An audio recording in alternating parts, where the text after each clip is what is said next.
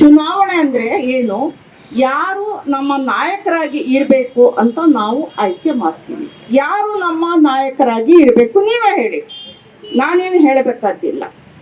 Petrol ಬೆಲೆ ಎಷ್ಟಾಗಿದೆ, ಬೇಳೆ ಬೆಲೆ ಎಷ್ಟಾಗಿದೆ, ಟೀ ದಿನ 3 ಹೊತ್ತು ಕಾಸ್ಕೊಂಡು ಕುಡಿತೀವಿ ನಾವು, ಟೀ ಬೆಲೆ ಎಷ್ಟಾಗಿದೆ, ಯಾಕೆ ಇಷ್ಟು ಹೆಚ್ಚಾಗಿದೆ, ಯಾವ ಕಾರಣಕ್ಕಾಗ್ತದೆ? ಬೇಡ, ಇನ್ನೂ ಒಂದು ವಿಷಯ ನಿಮ್ಗೆ ಹೇಳ್ಬಿಡ್ತೀನಿ. ನನಗೆ ಹೈ BP ಇದೆ. ನನಗೆ ಡಾಕ್ಟ್ರು ಗುಳಿಗೆ ಕೊಟ್ಟರು, ಈ ಗುಳಿಗೆನ ತಿನ್ನಮ್ಮ, ನಿನ್ನ ಹೈ BP ಕಡಿಮೆ ಆಗತ್ತೆ ಅಂತ. ಆ ಗುಳಿಗೆನ ತಿಂತ ಹೋದ್ರೆ ನನ್ನ BP ಕಿತ್ಕೊಂಡು ಮೇಲೆ ಇರ್ತಾ ಹೋಯ್ತು. 200/120. ಯಾವ ಕ್ಷಣದಲ್ಲಾದ್ರೂ ನನಗೆ ಪಾರ್ಶ್ವವಾಯು ಆಗ್ಬೋದಿತ್ತು, ಯಾವ ಕ್ಷಣದಲ್ಲಾದ್ರೂ ನನಗೆ ಬ್ರೈನ್ ಹೆಮರೇಜ್ ಆಗ್ಬೋದಿತ್ತು. ಯಾಕೆ ಇಷ್ಟ ಆಗ್ತಾ ಇದೆ? ಸರಿಯಾಗಿ ಔಷಧಿ ತಗೋತಾ ಇದ್ದೀನಿ, ಯಾಕೆ ಹೀಗೆ ಆಗ್ತಾ ಇದೆ ಅಂತ ಹೇಳ್ಬಿಟ್ಟು ನೋಡ್ಕೊಂಡು ಹೋದ್ರೆ ಪತ್ರಿಕೆಯಲ್ಲಿ ಬರೋದಕ್ಕೆ ಆರಂಭ ಆಯ್ತು. ಈ ಔಷಧಿಗಳನ್ನ ಮ್ಯಾನುಫ್ಯಾಕ್ಚರ್ ಮಾಡ್ತಾ ಇರ್ತಕ್ಕಂಥ ಎಲ್ಲ ಕಂಪ್ನಿಗಳು ಸೇರಿ 1,000 ಕೋಟಿ ಹಣವನ್ನ ಒಂದು ಕೇಂದ್ರ ಸರ್ಕಾರಕ್ಕೆ ಎಲೆಕ್ಟೋರಲ್ ಬಾಂಡ್ಗೆ ಕೊಟ್ಟಿದ್ದಾರೆ ಅಂತ. ಅದರಲ್ಲಿ ನಾನು ತಿಂದ ಇದ್ದಂಥ ಗುಳಿಗೆ ಏನಿದೆ, ಟೆಲ್ಮಾ ಅಂತ ಹೇಳ್ಬಿಟ್ಟು, ಟೆಲ್ಮಾ 40 ಅಂತ, ಆ ಗುಳಿಗೆ ನೀರಿನಲ್ಲೇ ಕರಗೋದಿಲ್ಲ ಅಂತೆ, ನನ್ನ ದೇಹಕ್ಕೆ ಹೋಗೋದಿಲ್ಲ ಆ ಗುಳಿಗೆ. ಅಂತ ಗುಳಿಗೆಯನ್ನ ನಾನು ದುಡ್ಡು ಕೊಟ್ಟು ತಂದು ವಿಷಾನ ತಿಂತಾ ಇದ್ದೀನಿ. ಆ ವಿಷವನ್ನ ಮ್ಯಾನುಫ್ಯಾಕ್ಚರ್ ಮಾಡೋದು ಬಂದ್ ಮಾಡಿ ಅಂತ ಮಹಾರಾಷ್ಟ್ರ ಸರ್ಕಾರ 5 ನೋಟಿಸ್ ಕೊಟ್ಟಿದೆ ಆ ಕಂಪ್ನಿಗೆ.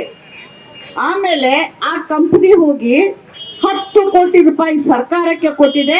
ಸರ್ಕಾರ ಆಯ್ತು, ನೀವು ಅದನ್ನ ಮ್ಯಾನುಫ್ಯಾಕ್ಚರ್ ಮಾಡಿ ಬಾನು ಮುಸ್ತಾಕು ತಿನ್ಸಿ, ಬೇರೆಯವ್ರಿಗೂ ತಿನ್ಸಿ, ಅದ್ಲಾಕ್ ಸಾಯ್ಲಿ ಅಂತ ಹೇಳ್ಬಿಟ್ಟು ಪರ್ಮಿಷನ್ ಕೊಡ್ತು. ಕೊನೆ ಗಳಿಗೆಯಲ್ಲಿ ನನಗೆ ಗೊತ್ತಾಯ್ತು ಅದು.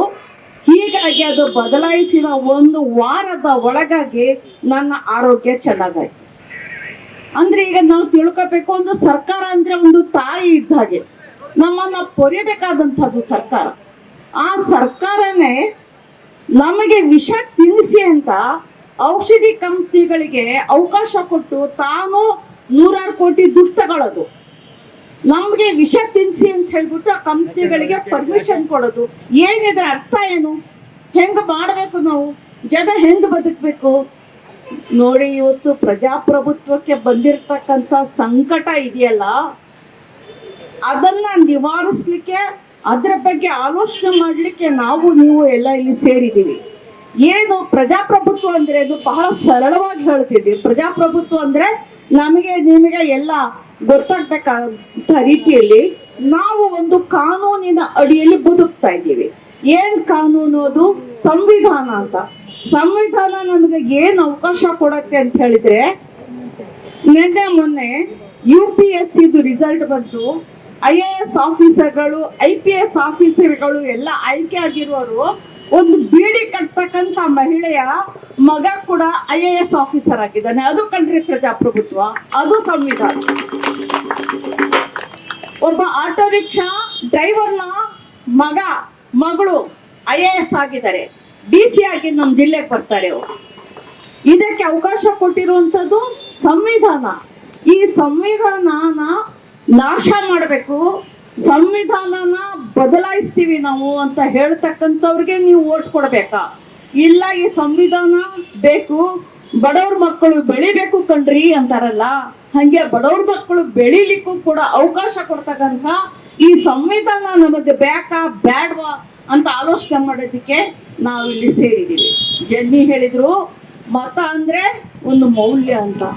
ಮತ ಅಂದ್ರೆ ನಾವು ಹಾಕ್ತಕ್ಕಂಥ ವೋಟ್ ಇದೆಯಲ್ಲ, ಅದು ಇವತ್ತು ಬರೀ ಮೌಲ್ಯವಾಗಿ ಉಳಿದಿಲ್ಲ, ಅದು ನಮ್ಮ ಬದುಕು, ಅದು ನಮ್ಮ ಉಸಿರು, ಅದು ನಮ್ಮ ತಲೆ ಮೇಲೆ ಯಾವನ್ ಕೂತ್ಕೊಂಡು ನಮ್ಮನ್ನ ಜಾಡಿಸಿ ಒದಿತಾನೆ ಅಂತ ನಾವು ತೀರ್ಮಾನ ತಗೊಳ್ತಕ್ಕಂಥ ಒಂದು ವಿಶಿಷ್ಟವಾದಂಥ ಒಂದು ನಮ್ಗಿರುವ ಶಕ್ತಿ ಮತ ಅಂತ ಹೇಳಿದ್ರೆ, ನಮ್ಮ ಮುಂದಿನ ಜನಾಂಗಕ್ಕೆ, ನಮ್ಮ ಮಕ್ಕಳು ಮೊಮ್ಮಕ್ಕಳಿಗೆ ಒಂದು ಸೂಕ್ತವಾದಂಥ, ಶಾಂತಿಯುತವಾದಂಥ, ನೆಮ್ಮದಿ ತರ್ತಕ್ಕಂಥ ಒಂದು ಉತ್ತಮ ಬದುಕಿಗೆ, ಪರಸ್ಪರ ಪ್ರೀತಿ, ವಿಶ್ವಾಸ, ಅಭಿಮಾನದಿಂದ ನಡ್ಕೊಳ್ತಕ್ಕಂಥ ಒಂದು ವ್ಯವಸ್ಥೆ ಜಾರಿಗೆ ಬರೋದಿಕ್ಕೆ ಕೊಡ್ತಕ್ಕಂಥ ನಮ್ಮ ಕಾಣಿಕೆ ನಾವು ಈ ಹಂತದಲ್ಲಿ ಸರಿಯಾದಂಥವ್ರಿಗೆ, ಸೂಕ್ತವಾದಂಥವ್ರಿಗೆ ನಮ್ಮ ವೋಟ್ ಕೊಡೋದ್ರಲ್ಲಿ ನಾವು ತಪ್ಪಿದ್ರೆ ಖಂಡಿತವಾಗಿಯೂ ನಮಗೆ ಬಹಳ ದೊಡ್ಡ ಅಪಾಯ ಇದೆ. ಆದ್ರಿಂದ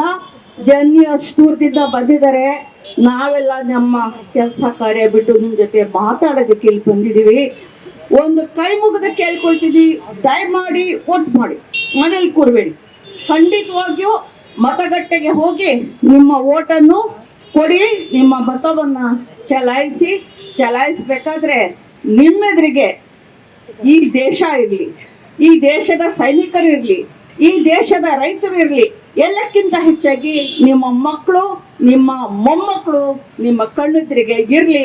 ಒಂದು ಶಾಂತಿಯುತವಾದಂಥ ಪ್ರೀತಿ ವಿಶ್ವಾಸದ ಒಂದು ವ್ಯವಸ್ಥೆ ನಮಗೆ ಬೇಕು ಅನ್ನೋದನ್ನ ನಾವು ನೀವು ಎಲ್ಲ ಸೇರಿ ಜಾರಿಗೆ ತರೋದಕ್ಕೆ ದಯಮಾಡಿ ಮತ ಚಲಾಯಿಸಿ, ಸರಿಯಾದಂಥವ್ರಿಗೆ ಮತ ಚಲಾಯಿಸಿ ಅಂತ ನಾನು ಕೇಳ್ಕೊಳ್ತೀನಿ. ತುಂಬಾ ಥ್ಯಾಂಕ್ಸ್. ಸ್ಥಳೀಯ ಹಾಗೂ ನಿಖರ ಸುದ್ದಿಗಾಗಿ ಸಬ್ಸ್ಕ್ರೈಬ್ ಆಗಿ ಬೇಮಾ ವಿಜಯ ಡಿಜಿಟಲ್ ಯೂಟ್ಯೂಬ್ ಚಾನೆಲ್ ಹಾಗೂ ಪಕ್ಕದಲ್ಲಿ ಕಾಣುವ ಬೆಲ್ ಐಕಾನ್ ಕ್ಲಿಕ್ ಮಾಡಿ ಕ್ಷಣ ಕ್ಷಣದ ಅಪ್ಡೇಟ್ಗಳನ್ನು ಪಡೆದುಕೊಳ್ಳಿ.